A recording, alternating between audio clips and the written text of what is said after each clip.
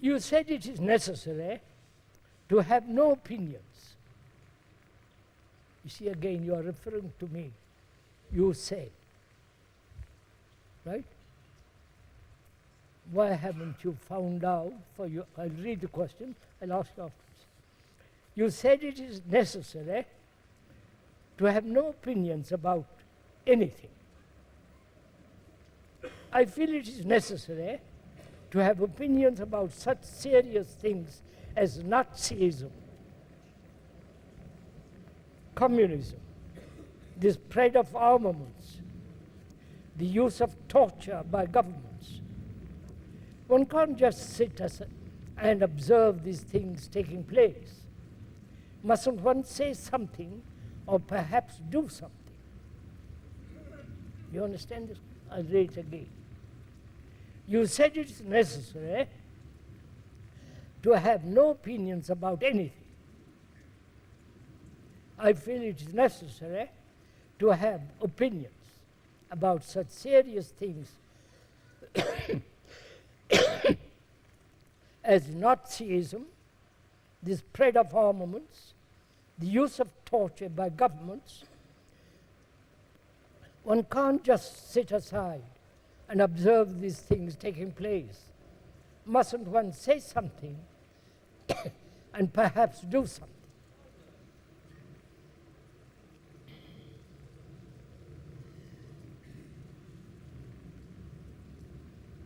You're not going to catch me.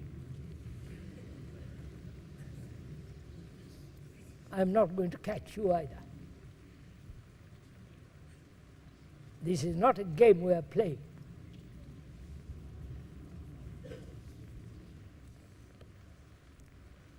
Why do we have opinions? I'm not saying it's necessary or not necessary. Why do we have opinions? Opinions are something that has not been proved. Prejudice is another form of opinion, right? So why do we have them?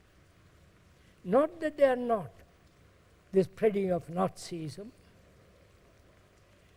the spreading of armaments, and the use of torture by governments. That's going on.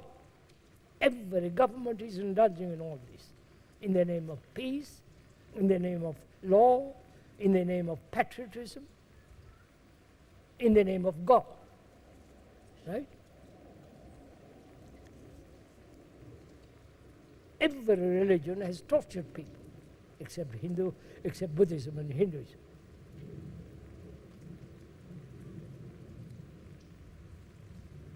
Now, these are facts.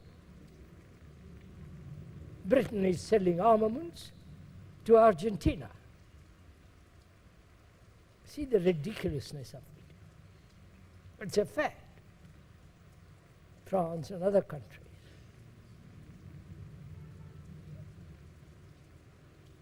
And you may have strong opinions that this should not happen.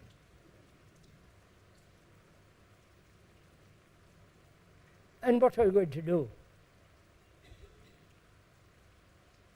Join a group, demonstrate,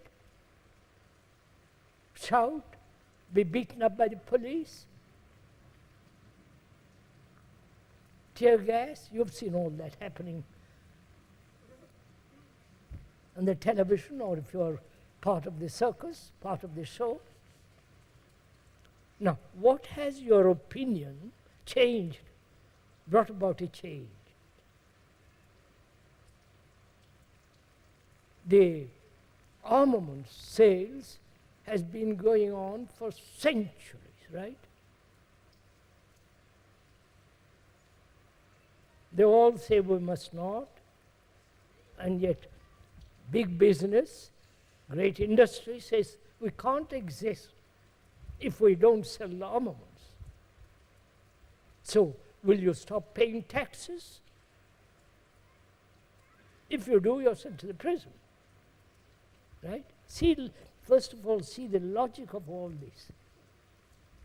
What will you do about all these things? They're all wrong. cruel. They bring about great deal of violence.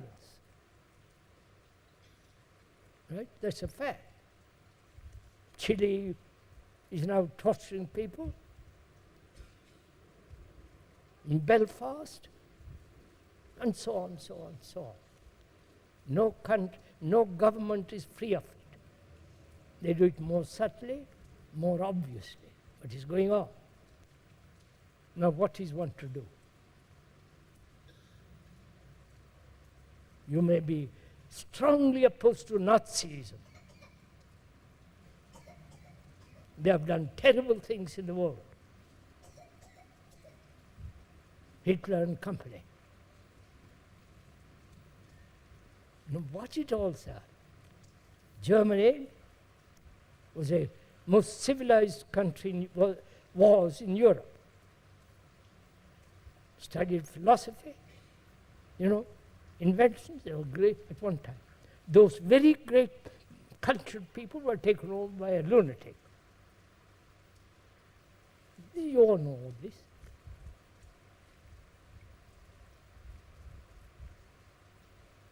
Now, what is an opinion?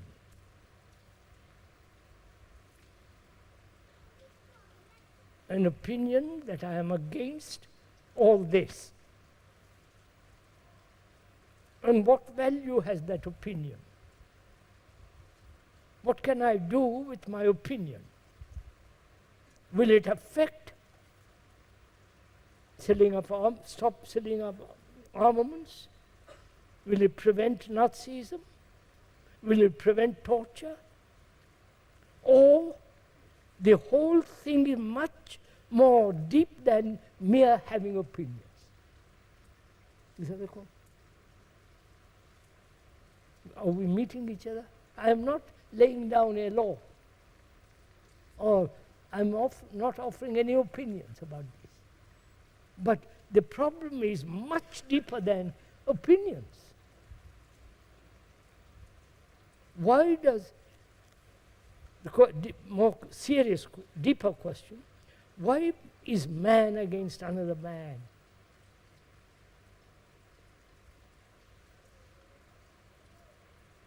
Right? Ask that question, not whether my opinion is justified or not. But why, after all these centuries of civilization and so-called culture, man is against man? Why? If we could go into that, which requires much more serious inquiry than holding on to opinions or no opinions, then we'll enter into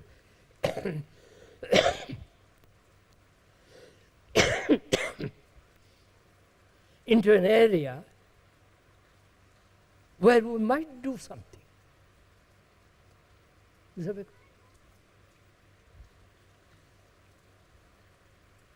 Why are you, as a human being, against another man?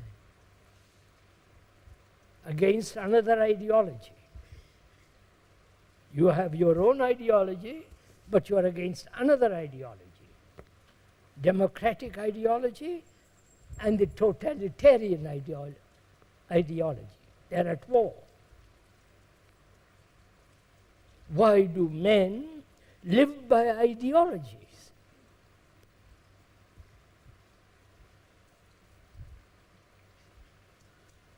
Ideologies are not real, or something which thought has invented, right? Or thought has, after a great deal of study, historical, materialistic philosophy, comes to certain conclusion, right? And that becomes the law for them. And they want all the others to accept that. And the opposite side does exactly the same thing in a different way, right? Their democratic world, so-called free world, doesn't put you in prison because we can sit and talk. In a totalitarian state, probably this would not be possible. Right? This is happening, sir. So, we are asking a much more fundamental question, deeper issue. Why is man against man? Answer. Aren't you against somebody?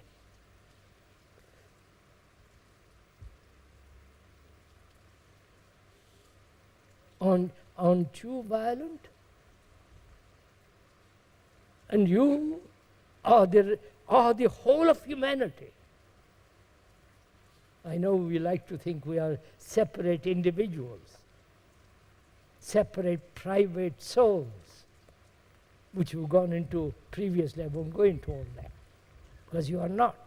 You are the rest of mankind, because you suffer, you are in agony, you are lonely, you are depressed, like all the rest of them.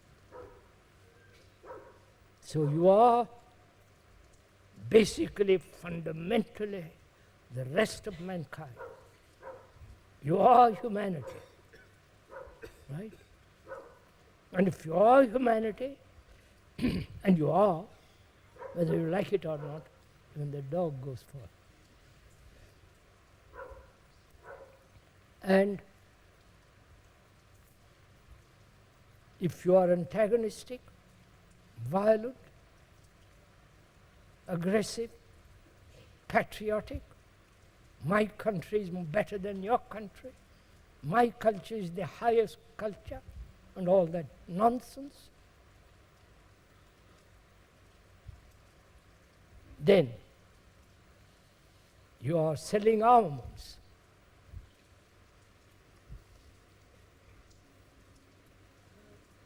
You are torturing people, because they are doing it there, of which you are. You have helped to torture people, because you are a Catholic, you are a Protestant, you are a Hindu, right? So where there is division, there must be conflict and all the rest of it. So, are you acting wholly, you understand, or a small little me acting? You understand? Then you are against man against man. Is that understood, that question?